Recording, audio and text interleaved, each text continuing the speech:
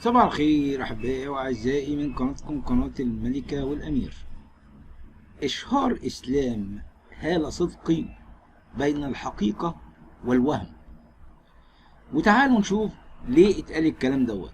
في كاتب اسمه ماهر فريد بيتكلم عن فيلم التلميذ بمشاركة هالة صدقي وعبد العزيز مخيون. في مداخلة هاتفية أو تليفونية مع الأستاذ ماهر فريد نيكولا، وهو الكاتب السيناريست، بيقول لنا تفاصيل الفيلم التلميذ، بيشرح سمو الرهبنة، الفيلم اللي قدمته كنيسة العذراء أرض الجولف، وبيوضح الأستاذ ماهر إن الفيلم ده خاص بقصة حياة الراهب تدرس، وهو تلميذ الأنبا بخوميوس أب الشركة.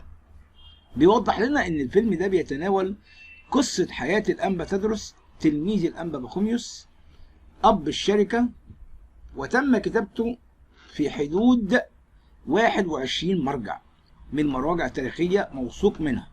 وأشار إنه تم تحضير للفيلم تقريبا حوالي سنة على الورق. وبيقول إن مهندس الديكور إيفان أديب عمل ديكور جميل جدا، والمخرج جوزيف نبيل، وقال إن كل فريق العمل رسموا جيدا للفيلم على الورق. وأشار إن كنيسة العذراء بأرض الجولف لم تبخل بأي مبالغ مالية يحتاجها الفيلم للتجهيزات. وأضاف إن أول عرض للفيلم، وهو هيكون أول مارس في القدرية، بحضور قداسة البابا. وزي ما قلت إن كنيسة العذراء بأرض الجولف ما بتبخلش بأي مبالغ مالية يحتاجها الفيلم. وأضاف إن أول عرض للفيلم هو هيكون في أول مارس في القدرية بحضور قداسة البابا تودروس الثاني وعدد من الممثلين المشاركين في الفيلم. وبيوضح الفيلم التاريخي دوت حاجة مهمة جدا جدا، وفتح مساحة لأكثر من ممثل لنرى إبداعهم. ومن أهم الشخصيات المشاركة في الفيلم الفنانة هالة صدقي، والفنان عبد العزيز مخيون، والفنان محمد نجاتي، والفنان محمد علي رزق.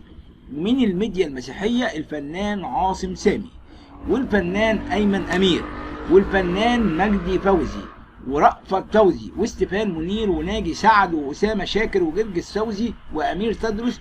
وفي سياق متصل قال لنا الكاتب ماهر فريد إن الفيلم بيتناول حياة الشركة، وما هي حياة الشركة عبارة عن إيه، وبيتناول الأمور التاريخية.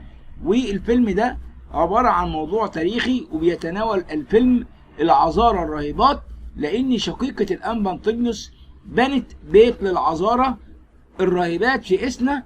وعن سبب تسمية الفيلم التلميذ هو سمو الرهبنة، حيث بيأكد ماهر إننا بنوضح إن التلميذ الراهب مكانه الدير، وإن الأنبا تدرس مرتبط بالأنبا بخوميوس. ده حاجة يعني رائعة. كمان طب ليه هالة صدقي، أو قالوا إن هالة صدقي أشهرت إسلامها؟ هنكمل كواليس إشهار إسلام هالة صدقي وعن فيلم التلميذ والنجوم الكبار الذين شاركوا في العمل. الحقيقة تستعد كنيسة القديسة العذراء مريم بأرض الجولف بتقديم الفيلم المنتظر التلميذ وسمو الرهبنة، عن قصة حياة الأنبا تدرس تلميذ الأنبا بخوميوس أب الشركة. وبيقولنا بيشارك في الفيلم نجوم الدراما المسيحية ونجوم السينما المصرية. الشيء اللي أنا مش قادر يعني أصدقه، هل كمان التمثيل ما بقاش فيه مسيحيين؟ طب الكورة قلنا ماشي، البابا شنودة قال هو ايه مفيش مسيحي يعرف يلعب كورة، كمان المسيحيين فشل في التمثيل. المهم النجوم دي هالة صدقي وعبد العزيز مخيون ومحمد نجاتي ومحمد علي رزق، ومع احترامي لكل الاسامي دي، وايمن منير وناجي سعد واستفان منير وجميل عزيز ومجدي فوزي ورأفت فوزي. هل الاخوه المسلمين دول هيبقوا فاهمين يعني ايه رهبنه؟ مشاعرهم حاسه يعني ايه رهبنه؟ مش عارف. المهم عشان معرفه معلومات اكتر عن الفيلم وسبب قلنا اختيار اسمه هو سمو الرهبنه، وتواصلنا مع الكاتب فريد وقال لنا في نص صريح كده. حكى الكاتب والسيناريست فريد قائلا: لقد استندت لكتابة سيناريو وحوار الفيلم لما يقرب من 21 مرجع حتى تظهر هذه القصة للنور. الفيلم لا يتطرق لأشياء طقسية بقدر ما يركز على سيرة حياة القديس وعن الشخصية، ويتحدث عن كيف بدأت حياة الشركة في مصر وما هي قوانينها. وهنشوف الفيلم لماذا كانت الملابس الرهبانية بتتغير من حين لآخر، والفيلم فيه كمية معلومات جديدة قوي بشكل كبير. بيقول السيناريست دوت والحوار الأستاذ ماهر نيكولا إن خلال هذا الفيلم خرجنا عن صورة الراهب اللي قدمت بالعديد من الأعمال الدرامية الدينية السابقة. نحن نرى الحياة الرهبانية بها صرامة وجدية وقوة، ولكن في نفس الوقت مش هنقدم الصورة الملائكية التي تطرحها بعض الأفلام وتكون مبالغ بيها. وأنا بحب فيلم موسى الأسود اللي قدم الطبيعة البشرية الخاطئة، لكن كان لديه الرجاء والأمل إن يكون بحال أفضل، بعكس بعض الأعمال اللي قدمت القديسين إنهم لم يخطئوا من يوم ما اتولدوا. وتابع الأستاذ ماهر إن الفيلم لن يكون به معجزات لأننا في القرن الثاني والعشرين. إزاي يعني؟ ما في معجزات برضه ما زالت في القرن العشرين، العذراء ظهرت أم النور، في يعني ناس كتيرة أوي معاصرين. لن يتقبل وجود أشياء شديدة الغرابة زي الديناصور أو تمساح في حد تعبيره. وبيقول بعض العقليات لن تتقبل هذه الأشياء. يا أستاذي، ما كلمة معجزة أعني العقل يعجز عن فهمها، ولن تتقبل هذه الأشياء المبالغ في تصديقها، ولكننا فضلنا أن نركز على السيرة والأشياء الروحية. وفي النهاية نقول أن الراهب مكانه بالدير.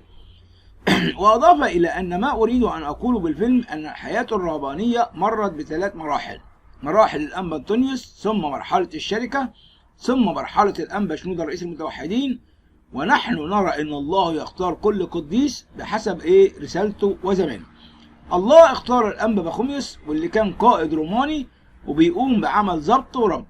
قديما كان يمكن أن يكون هناك شخص متزوج ويترهب في نفس الوقت، وكان يسمى نفسه حبساء. لكن نفس الوقت الأنبا بخوميوس وضع قوانين منظمة للحياة الرهبانية، ونعتقد أن الله كان يسمح في هذه الفترة بتجميع كل الرهبان تحت منظومة واحدة وليها قوانينها المنظمة. وعن نجوم العمل تحدث المؤلف ماهر، بيقول جوزيف نبيل هو مخرج شاطر جدا ومهندس الديكور قام بعمل رائع، والفيلم بيحتوي على العديد من التفاصيل. وإنتاجنا استطيع أن أقول أن كنيسة العذراء بأرض جولف لم تبخل إطلاقا عن العمل. وكشف المؤلف عن معنى اسم الفيلم وبيوضح أن كنيستنا عندما تذكر اسم تدرس لأنها لا تذكره وحده، إنما تقول الأنبا تدرس تلميذ الأنبا بخوميوس، ومن هنا قصدنا في تسمية اسم الفيلم بالتلميذ. وأيضا سمو الرهبنة لأن الرهبنة كانت سامية جدا وعالية وحاجة رائعة جدا جدا، ونحن نريدها أن تكون بنفس الصورة السامية. بيقول إن فيلم التلميذ سيناريو وحوار ماهر فريد، منتج فني مايكل مراد، مدير تصوير جوزيف لويز، مونتاج سامر ماضي، مهندس صوت أحمد أبو ليلى، وإخراج جوزيف نبيل.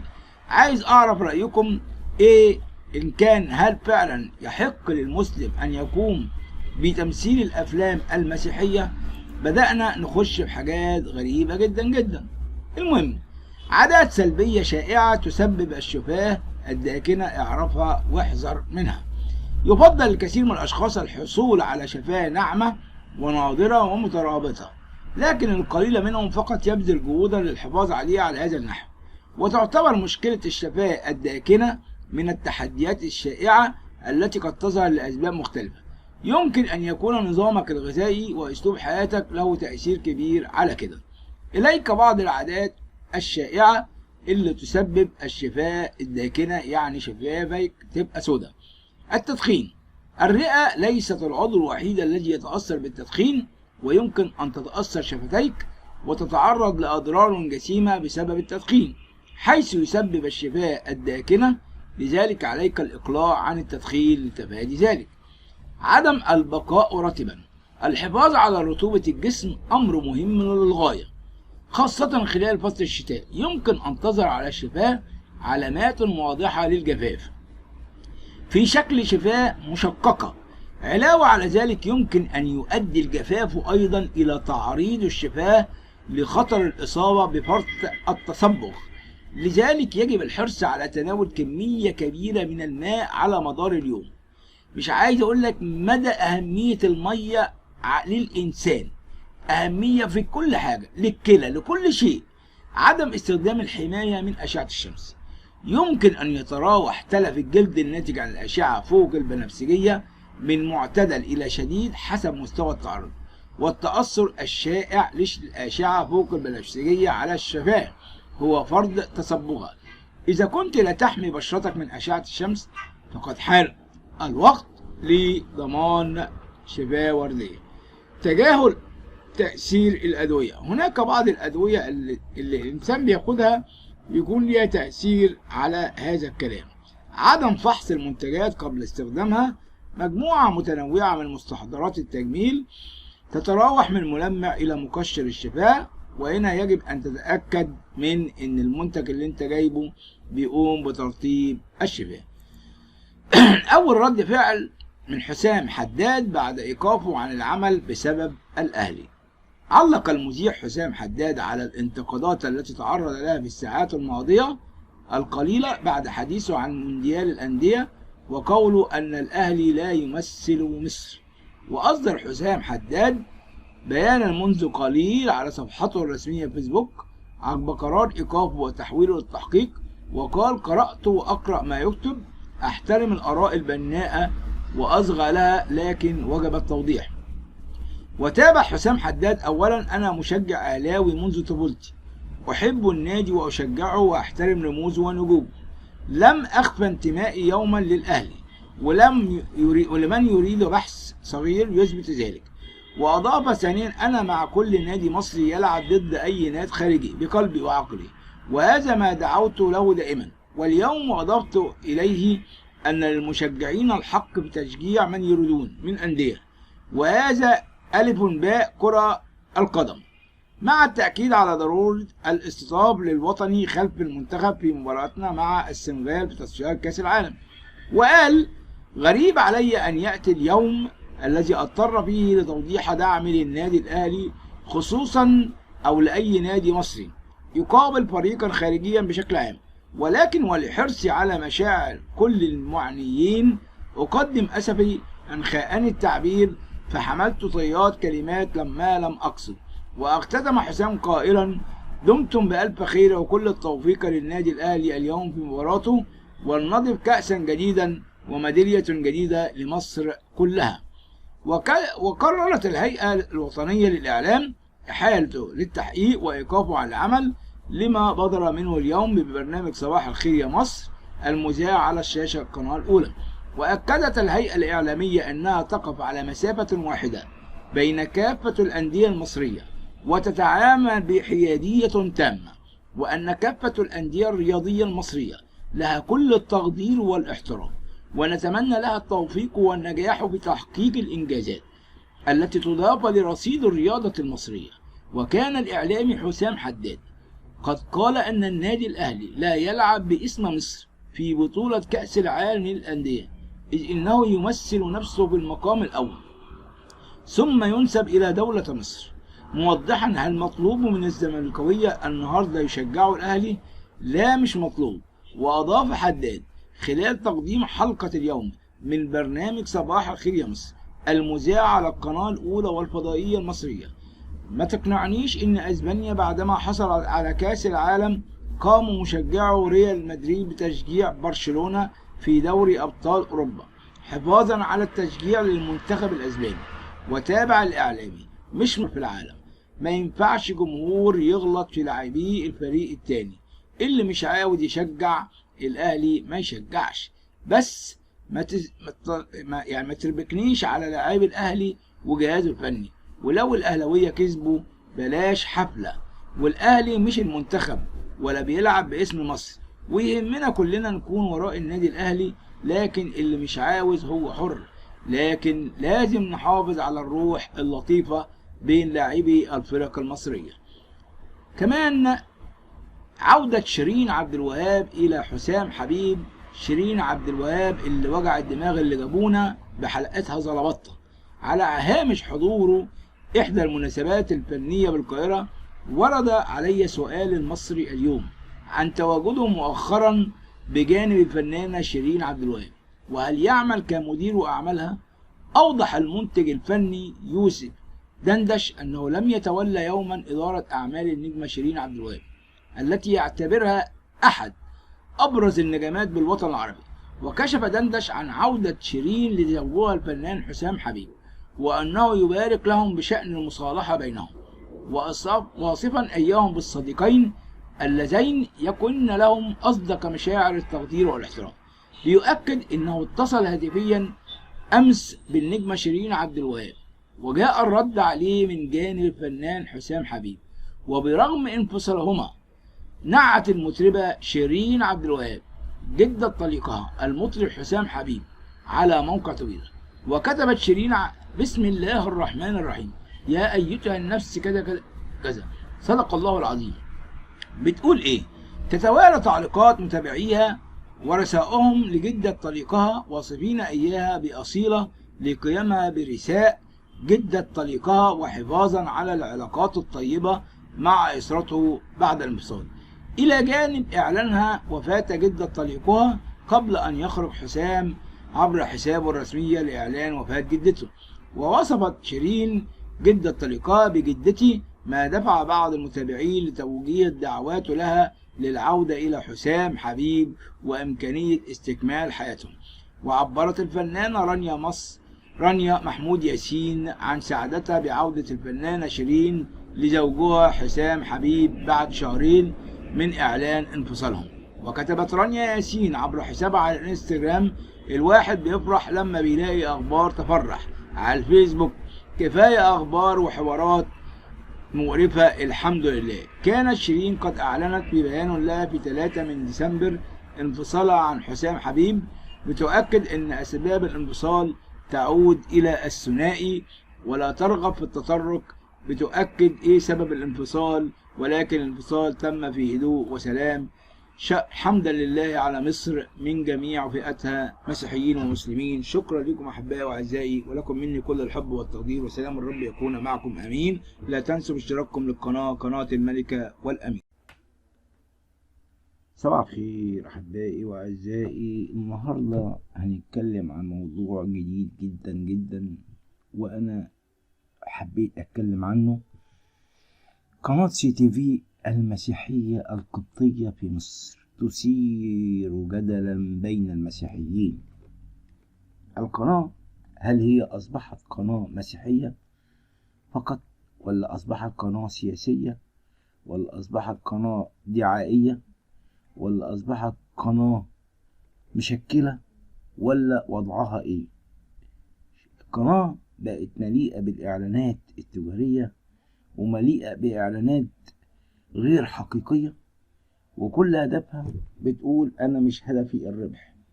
طب أنتي يا قناة CTV أيام الدكتور صلاح البسيلي الراجل عمره ما كان بينزل إعلانات ولا كان بيعمل أي حاجة ولا الكلام ده. جم ولاده بدأوا زي ما تقول بيشحتوا، يعني حتى هم عندهم كانت شركة أدوية، شركة أمول الأدوية، وللأسف ما بقاش ليها صوت ولا ليها اسم. حتى كمان شركة كارمن للمناديل أرضى برضو في خلل بيحصل، ولكن ده خلل بداخل الأسرة وده شيء ما يخصناش. ولكن إحنا ما يخصنا هو ما أثير في الأوساط المسيحية بعد محاولة تغيير محتوى قناة تلفزيونية مسيحية تشمل، وجي عليها وقت بدأت تشمل، كانت تعين مذيع مسلم وتغير الشعار اللي كان بيتوسطه صليب وسط مخاوف من تقليص نافذة إعلامية تهتم بقضايا المسيحيين ومطالبات بمساحة أكبر لمناقشة ما يهم مسيحي مصر على منصات إعلامية أخرى. هنتكلم في كل حاجة وعندنا تفاصيل كتيرة. قناة CTV المملوكة لرجل الأعمال مسيحي والتي تعد صوتا للكنيسة تعرضت لموجة انتقادات بعد تعيين المذيع والكاتب الصحفي المسلم أشرف عبد المنعم عشان يقدم البرنامج المسائي الأساسي اللي هو في النور، وتغيير شعار القناة، وهو ما رآه بعض النشطاء المسيحيين محاولة لتغيير هوية القناة المسيحية. عاملة زي اللي بترقص على السلم شوية، هي مش عارفة هي عايزة تعمل ايه القناة دي. وقلنا كمان أدى هذا الرفض في أوساط قبطية مسيحية مختلفة إلى تراجع القناة عن قراراتها في نهاية المطاف. أوضاع المسيحيين في مصر. لماذا تتكرر الهجمات على المسيحيين في مصر وبنفس السيناريو أحيانا؟ المحامي والناشط القبطي هاني رمسيس قال في الBBC إن قناة CTV تميل لمناقشة الجانب السياسي لأقباط المسيحيين باختلاف عن القنوات الدينية الأخرى أغابي وميسات، مشيرا إلى أن CTV حضرت مع الأقباط لحل الأزمات والمشكلات المتعلقة بتفجيرات وحوادث غلق الكنائس.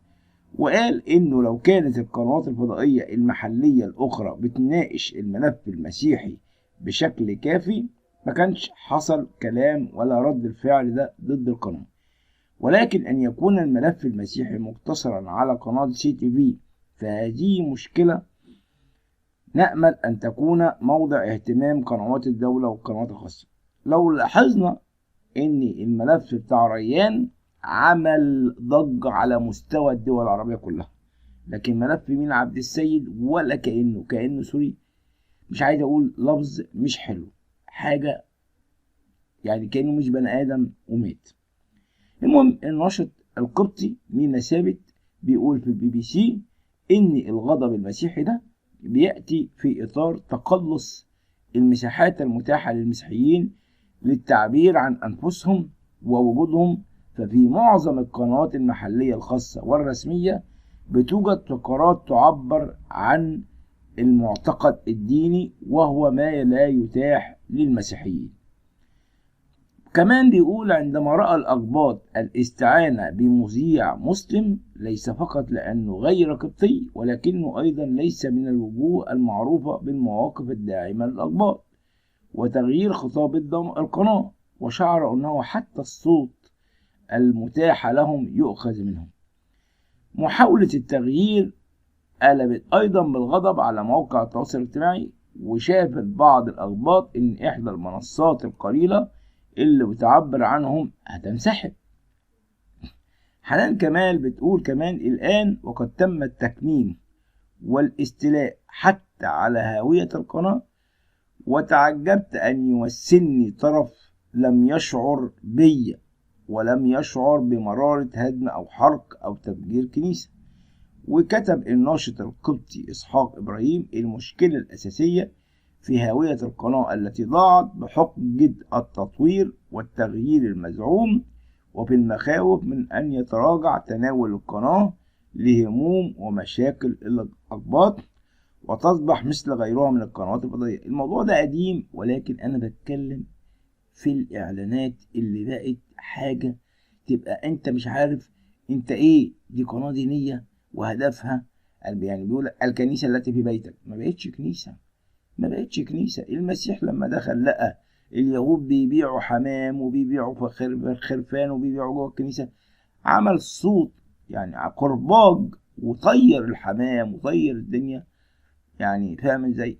يعني ده غضب المسيح وزعل اللي بيعمل الكلام ده. كمان المذيعة دينا عبد الكريم واللي كانت بتعمل في القناة ذاتها كتبت في هذا الشأن: الأمر ببساطة لا يختزل في مذيع ولا برنامج، الأمر في الخزل الذي شعر به الناس عندما رأوا تلك الشاشة التي كانت في أوقات كثيرة يعني زادهم ومصدر بهجتهم، كانت تشبههم في المرة الأولى يرون فيها أشياء لا تشبههم، برامج لا تتحدث بلغتهم. تميزت قناة CTV منذ إنشائها أكثر من سنين كتيرة بتجمع بين إذاعة الطقوس الدينية التي يذهب إليها الأقباط بيدوروا عن الصلوات والعظات الروحية، وأيضا كونها تتحدث عن مشاكل الأقباط فيما يتعلق بالأحداث الطائفية أو المشكلات المجتمعية السياسية. ما عنديش مشكلة، لكن إنك تقعد تدور وتبحث عن إعلانات وإعلانات ضالة، إعلانات غير حقيقية، إعلانات وهمية، كل الهدف إنك تكسب ربح. ويعتقد إن الأقباط يشكلون حوالي 10% من تعداد السكان في مصر. إيه المشكلة؟ وقد أنشأ رجل الأعمال القبطي والقريب من السلطات الكنسية ثروت باسيلي قناة CTV سنة 2007. وبرحيل باسيلي قبل عامين تولى أبناء إدارة القناة اللي كانت إدارة فاشلة في وجهة نظري، فاشلة جدا. وإيليا ثروت باسيلي المدير التنفيذي للقناة بيقول لBBC إن الهدف وراء التغيير كان إحداث تطوير للمحتوى، وإن الاستعانة بمذيع مسلم كان لمهنيتهم ولكونه مسلما، فعندما يدافع عن حقوق الأقباط سيكون أقوى من الأقباط عندما يدافعون عن أنفسهم، خاصة أمام الرأي العام والدولة. يا حبيبي عمره ما يحس بحرق كنيسة ولا أي حاجة، الكلام ده مش منطقي. كذلك قال المذيع والكاتب الصحفي أشرف عبد المنعم مدير تحرير جريدة الأهرام المصرية في الحلقة الأولى من برنامج في النور أنه يستطيع مناقشة أمور قد لا يتمكن مذيع قبطي من التطرق إليها بنفس السهولة. يا سلام، أصل إحنا لساننا مكتوم يعني. باسيلي أيضا على قراره باختيار عبد المنعم بأنه على علم بآرائه الداعمة للأقباط، الشيء الذي كان محل جدل أيضا. فبمجرد ظهور المحتوى الترويجي للبرنامج تناقل النشطاء على مواقع التواصل الاجتماعي مقطع لعبد المنعم في برنامج حواري يعود ل 2016 دافع فيه بأن هناك مخطط من الغرب لإقامة دولة فاتيكان في جنوب سيناء للمسيحيين مقابل إقامة إمارة إسلامية في شمال سيناء، وهو ما رأى فيه البعض نوعا من التحريض على المسيحيين. ومؤخرا واجهت CTV انتقادات أخرى لعرضها إعلانات تجارية، والتي يقول باسيلي إنها أصبحت ضرورية لتستمر القناة، مش قادر ما تعملش، وأنه لم يعد من الممكن الاستمرار بتمويل شخصي من عائلته فقط، مش قادر ما تعملش.